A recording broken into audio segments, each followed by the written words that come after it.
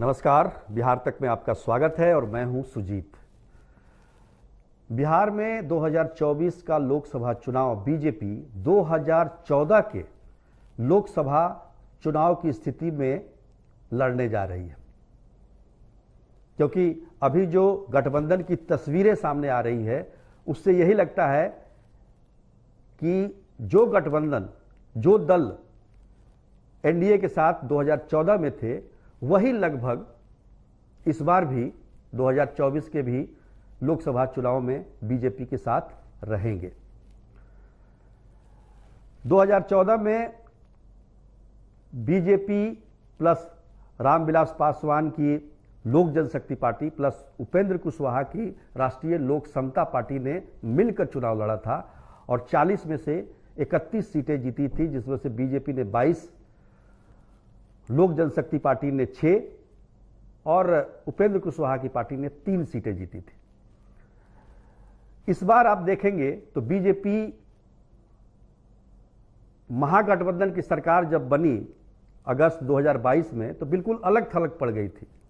यहां तक कि लोक जनशक्ति पार्टी रामविलास के राष्ट्रीय अध्यक्ष चिराग पासवान भी उस समय बीजेपी से नाराज थे, लेकिन आज वो स्थिति नहीं है।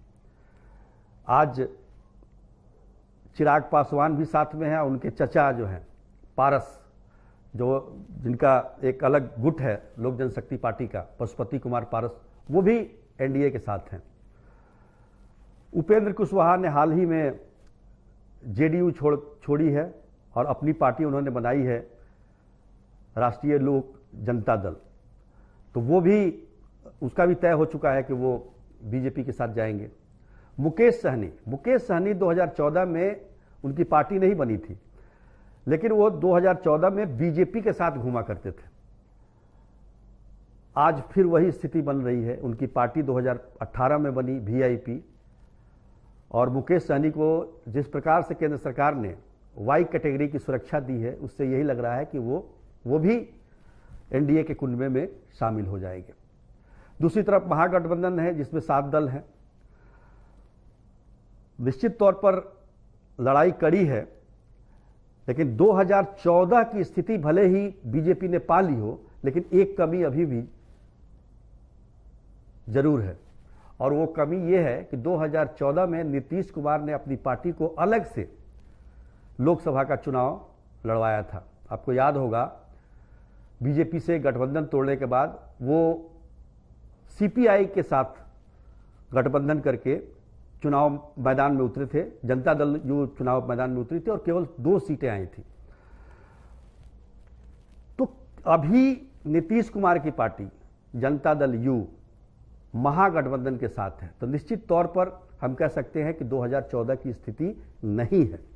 पर बीजेपी की कोशिश ये है, जो हम देख रहे हैं, जो परिस्थिति बनाई जा रही है, जिस तरह की परिस्थिति हो रही है, बीजेपी स्पष्ट रूप से ये चाहती है कि नीतीश कुमार की पार्टी जेडीयू ना तो आरजेडी के साथ रहे और ना ही वो बीजेपी के साथ रहे, बिल्कुल आइसोलेट।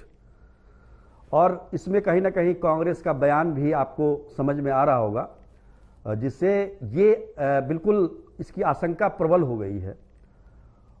आरजेडी की तरफ से तेजस्वी यादव को बार बार मुख्यमंत्री बनाए जाने का जो विधायकों के द्वारा वक्तव्य दिया जा रहा है, जो बयान आ रहे हैं, वो भी इस बात की तरफ इशारा कर रहे हैं, और इसके पीछे कहीं ना कहीं बीजेपी का भी हाथ हो सकता है, ऐसा माना जा रहा है राजनीतिक पंडितों का। तो आप देखिए कि 2014 में जो स्थिति थी, वो स्थिति में बीजेपी आ तो गई है, लेकिन नीतीश कुमार का एक फैक्टर है, और बीजेपी की कोशिश है कि नीतीश कुमार अलग थलग पड़ जाए ताकि महागठबंधन से उनका आमने सामने का मुकाबला हो। देखिए, नीतीश कुमार के साथ आने से अति पिछड़ा वोट बैंक जो है काफ़ी हद तक ट्रांसफ़र होता रहा है। 2015 से 22 तक की बात करें तो इसमें जो ट्रेंड आता है 15 से 22% वोट ट्रांसफ़र होता है, लेकिन पिछले दिनों जो यहाँ पर उपचुनाव हुए विधानसभा के, उसमें स्थिति वो पहले वाली नहीं दिखाई दी, जिसका जिक्र उपेंद्र कुशवाहा ने भी किया और कहा कि जेडीयू कमज़ोर हो रही है। तो निश्चित तौर पर वो स्थिति नहीं है और उधर आप देखेंगे तो बीजेपी की तरफ से रोहिणी कमीशन को भी लागू करने का प्रयास इस बार किया जा सकता है, जो अत्यंत पिछड़े वर्ग के लिए काफी कुछ लेकर आ रहा है।